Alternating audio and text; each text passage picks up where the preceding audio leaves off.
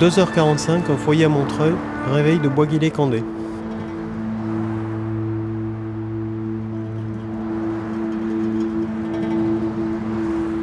Ce travail, je l'ai trouvé il y a 10 mois, grâce à un grand frère. Enfin, chez nous, tu sais, si tu viens du même village, on dit que c'est ton grand frère, même si tu n'as pas le même père et la même mère. C'est mon grand frère qui m'a prêté ces papiers. C'est de l'intérim, mais l'agence d'intérim, je ne l'ai jamais vue. C'est l'entreprise qui a envoyé mon dossier directement à l'agence. Chaque mois, j'ai un nouveau contrat. Au début, c'était 1 jour, 2 jours, 5 jours. Ils t'appellent s'ils ont besoin, s'ils n'ont pas besoin, ils ne t'appellent pas. Mais depuis janvier, je travaille toute la semaine. Comme ça, je gagne 1 900 € par mois, c'est bien. Au début, je mettais tous les mois 400-600 € de côté pour rembourser le voyage par le Maroc, qui m'a coûté 4 000 €. 5h30, premier métro. Babadango. Je travaille dans le nettoyage depuis 6 ans, depuis que je suis arrivé en France. Mon père, il travaillait en France aussi. C'était plus simple pour lui, pour les papiers et pour la route. Il restait 18 mois en France, il venait 6 mois à la maison au Mali. Maintenant, il est à la retraite. Il habite au village, à Crémis, région de Kayes, Mali. 6h30, Mélissa. Je travaille dans cette boulangerie depuis 2017. À l'époque, j'avais encore ma carte de séjour d'étudiante. Boisguillet-Candé. Bien sûr, le patron sait que j'ai pas de papier, c'est obligé. Si tu regardes le papier, là, l'âge même, tu vas comprendre que c'est pas la même personne. Mon grand frère, il a 43 ans et moi j'ai 26. Le patron s'en fout. Mélissa. Puis quand j'ai voulu renouveler ma carte de séjour d'étudiante fin 2018, j'ai eu un refus et un OQTF, une obligation de quitter le territoire français, parce que j'étais passée de l'université à une école privée. Depuis, je suis sans papier. Je travaille à temps plein et je continue mes études à l'université où je me suis inscrite de nouveau. J'ai un master en français, langue étrangère, et je voudrais me spécialiser dans la programmation pour développer des applications. Boisguillet-Candé. Si tu travailles bien, il n'y a pas de problème. On est 20 personnes qui n'ont pas de papier, et ça, c'est juste les Maliens. Il y a aussi des Sénégalais, des Guinéens, des Congolais, des Algériens, des Marocains. Je sais pas s'ils ont les papiers.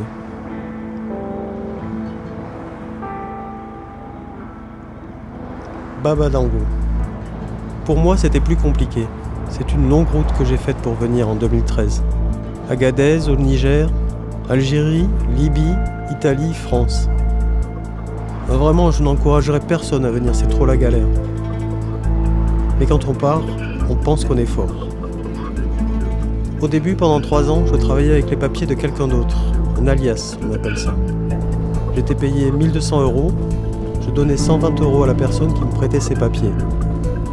C'est comme ça que ça marche. C'est 10% pour celui qui te donne les papiers. Quand t'as pas d'autre solution, tu fais comme ça parce qu'il faut bien payer pour dormir, pour se nourrir. Au bout de 3 ans, la personne m'a dit que c'était plus possible. Elle payait trop d'impôts. Elle ne voulait plus que j'utilise ses papiers. Je suis allé voir mon patron pour lui dire. Il m'a dit « J'ai besoin de toi au travail, alors je vais te faire des papiers avec ton nom ». Il a licencié mon alias et il m'a embauché à la place, en CDI, en janvier 2018. À l'époque, j'étais chef d'équipe. Le matin, de 6h à 8h, on fait le siège de Kenzo. Ensuite, de 9h30 à 11h30, on fait la boutique Kenzo à Madeleine. Puis le soir, de 18h30 à 20h30, je fais une école de commerce privée dans le 5e. Dans mon équipe chez Kenzo, il y avait 10 personnes plus moi. Des 10, il y avait 5 qui étaient sans papier et 5 qui avaient les papiers. Tout le monde est étranger. Le 8 avril 2019, on a fait la grève pour avoir nos papiers. 8h, Modidia. Je suis plongeur depuis 2 ans. Plongeur, c'est ce qui est écrit sur ma fiche de paie, mais dernièrement, je travaille à l'économe, dans la chambre froide. Comme ça, je ne travaille que le matin, de 8h à 17h. Dimanche et lundi, je suis en repos. Je gagne 1 350 € net par mois.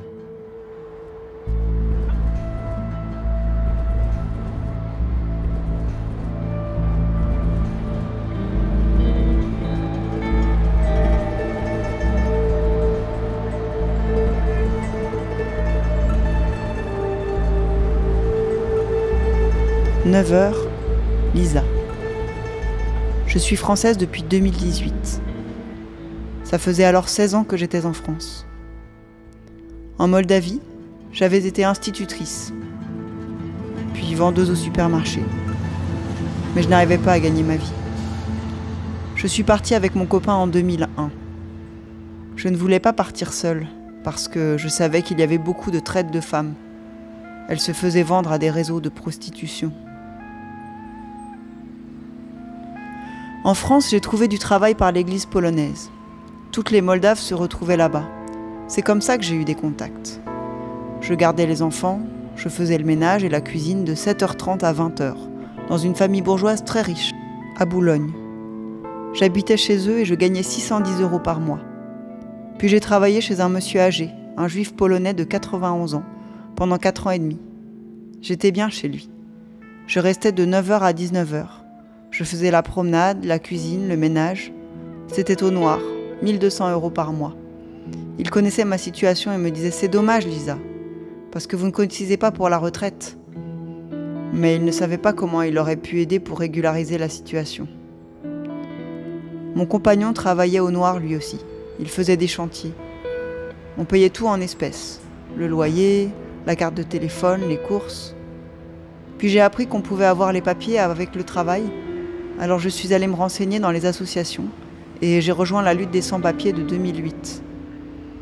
Quand j'ai eu mes papiers en 2009, j'ai enfin pu avoir un compte en banque et prendre un abonnement internet pour communiquer sur Skype avec ma famille. Et j'ai pu aller voir ma maman en Moldavie. Elle est décédée 2 semaines plus tard. Modidia. On est 7 plongeurs dans le restaurant et on est tous sans papier. Il y a aussi un commis qui est sans papier. Au départ, je suis maçon. J'ai commencé à l'âge de 15 ans chez moi au Mali, puis je suis parti en Algérie pendant 1 an et demi. Ça payait mieux. Quand je suis arrivé en France en 2014, j'ai d'abord été sur les chantiers, mais c'était difficile et c'était toujours au noir.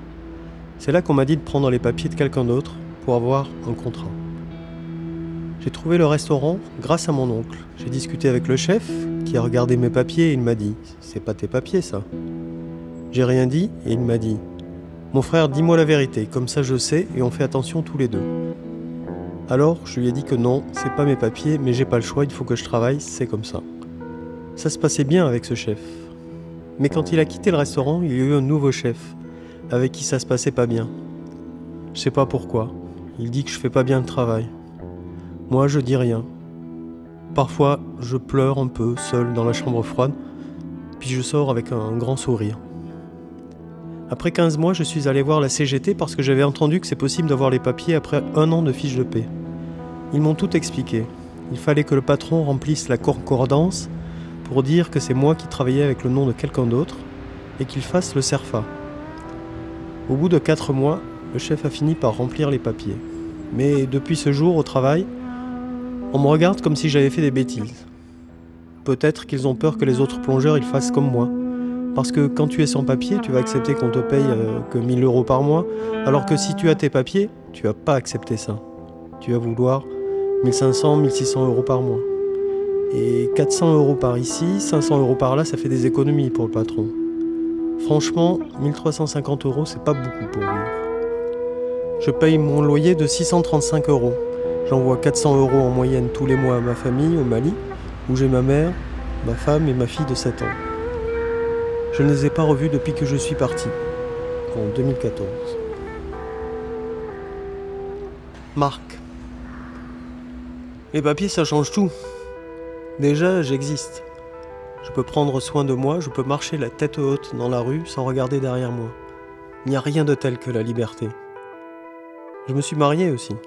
La prochaine étape, c'est de faire venir mon fils de 7 ans en France. Mais pour ça, il me faut un CDI. La dernière fois que j'ai vu mon garçon, il était tout bébé. Depuis, il a perdu sa maman et il vit avec ma tante. Tous les soirs, on se parle au téléphone. J'envoie 300, 500 € par mois pour lui et pour mon père. Je ne pensais pas en arriver là dans la vie. Quand j'ai quitté mon pays à cause de la guerre, je faisais des études de communication. Et puis, tout s'est arrêté. Parfois, la vie nous joue des mauvais tours. Avant, c'est là que je travaillais. On était plusieurs équipes. Ceux de 6h à 8h, ceux de 13h à 20h et ceux de 20h à 1h du matin. Il n'y a pas de pause quand tu travailles. Je faisais 35 heures par semaine, j'étais payé 600-700 € par mois, parfois 800. De cette somme, je donnais 200 € à mon alias, plus ses impôts. J'ai travaillé avec 2 alias différents pour le même patron. Employer un sans-papier, ça donne des avantages au patron.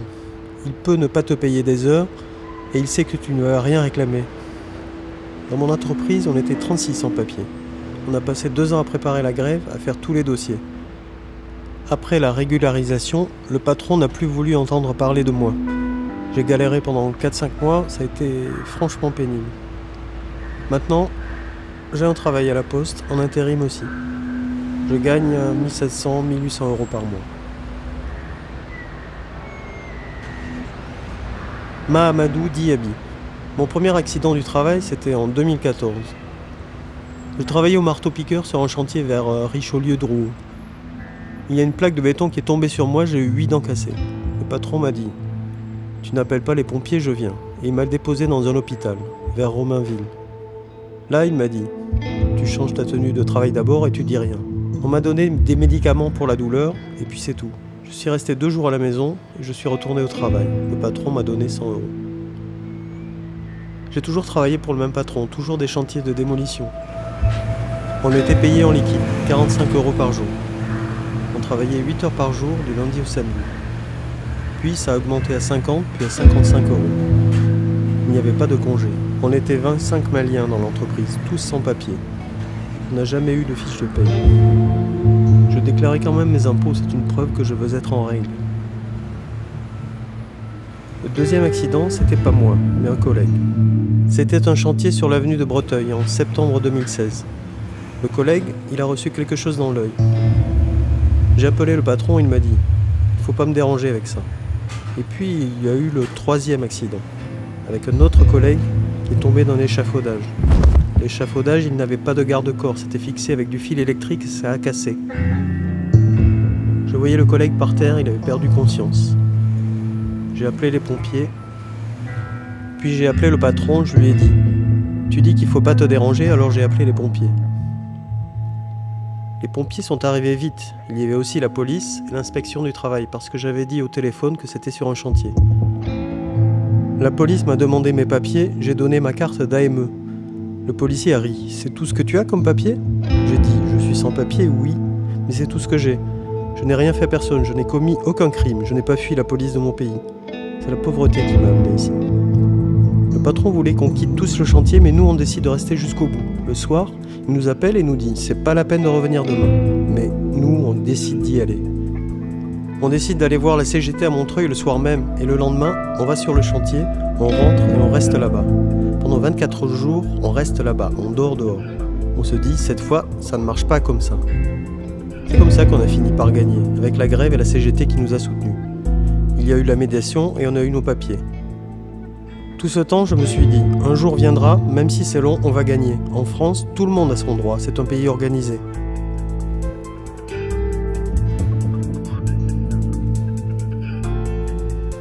Karima. Avant, en Algérie, j'étais entraîneuse de judo. Je travaillais dans un lycée sportif. Ici, je fais les ménages. Pendant 6 mois, j'ai travaillé pour une société de nettoyage chez les particuliers. On était plusieurs femmes sans papier. Le patron nous avait fait un contrat de travail, mais il ne nous déclarait pas. Je faisais 8-10 heures par mois. Je gagnais environ 100 €. Des miettes. C'est ça qu'il nous donnait, le patron. Depuis que je suis arrivée en France avec ma fille en 2017, c'est comme ça. Je fais des petits boulots que je trouve par le bouche à oreille. Du ménage, du repassage, des gardes d'enfants, de la cuisine chez les gens. En général, je suis payée 12 € en espèces. En ce moment, je travaille pour 3 clients. Je fais 26 heures par mois. Ils connaissent ma situation, ils me font confiance. J'ai les clés des maisons. Ma fille, ça va. Elle a 16 ans, elle va au lycée.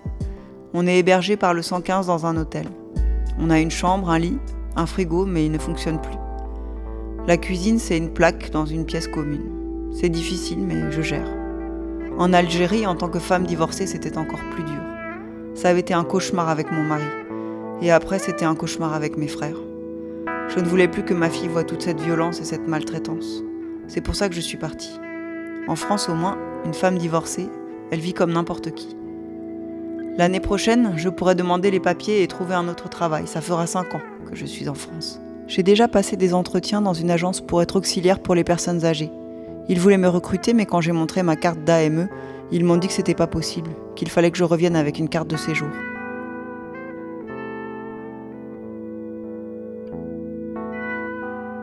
« 16h30, Faten. Quand je suis arrivée en France en 2011 par regroupement familial, j'avais mes papiers. Puis je me suis séparée de mon mari et il n'a pas voulu faire les démarches pour que je puisse renouveler ma carte. C'est comme ça que je me suis retrouvée sans papiers et sans travail. Pendant 3 ans, c'était très difficile. Je faisais des ménages quelques heures par mois au noir, mais c'était pas suffisant. C'est mon frère qui m'aidait pour le loyer et les factures. Puis j'ai trouvé les gardes d'enfants grâce à une amie. Je faisais 8h-13h dans une famille, puis je revenais de 20h à minuit, et entre les deux, je faisais une sortie d'école de 16h à 19h30. Je n'ai pas dit que j'étais sans papier, et ils me payaient en CESU. Quand j'ai dû demander les CERFA pour mon dossier de régularisation, j'ai dit à mes employeurs que je devais faire renouveler ma carte. C'est comme ça que j'ai pu avoir mes papiers. Après plus de 7 ans en situation irrégulière, c'était comme un rêve. Je me suis sentie libre. Maintenant, je fais 2 boulots. Je fais des ménages dans les bureaux et je garde des enfants. Je me réveille à 4h30 pour être au travail à 6h. Je fais 3 heures de ménage le matin, je rentre un peu chez moi.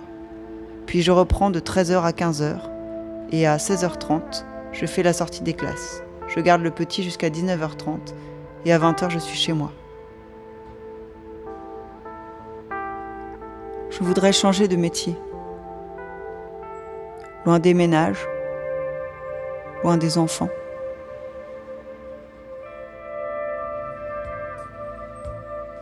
Selon une étude du Pew Research Center 2019, il y aurait entre 300 000 et 400 000 personnes en situation irrégulière en France. Dans toute l'Europe, il serait entre 3,9 et 4,8 millions. La plupart des sans-papiers travaillent et n'ont aucune autre source de revenus. Beaucoup payent des impôts.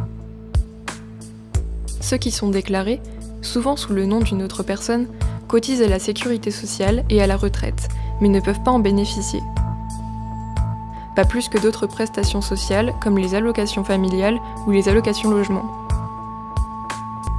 La seule prestation à laquelle une personne en situation irrégulière peut avoir le droit est l'aide médicale de l'État, soumise à des conditions de ressources qui, de fait, en privent ceux qui gagnent trop, plus de 9 032 € par an pour une personne seule.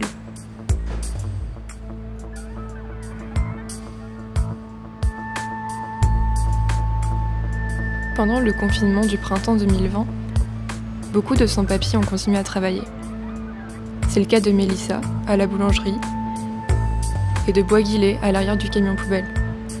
Tous les deux employés à plein temps, toute la durée du confinement.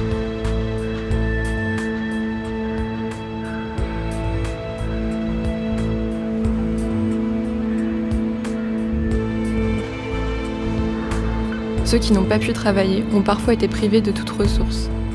C'est le cas de Karima, femme de ménage chez des particuliers, qui a dû compter sur les colis alimentaires pendant 2 mois. Au Portugal et en Italie, des régularisations exceptionnelles ont eu lieu suite au Covid-19. Pour le moment, ce n'est pas le cas de la France, malgré de nombreuses revendications.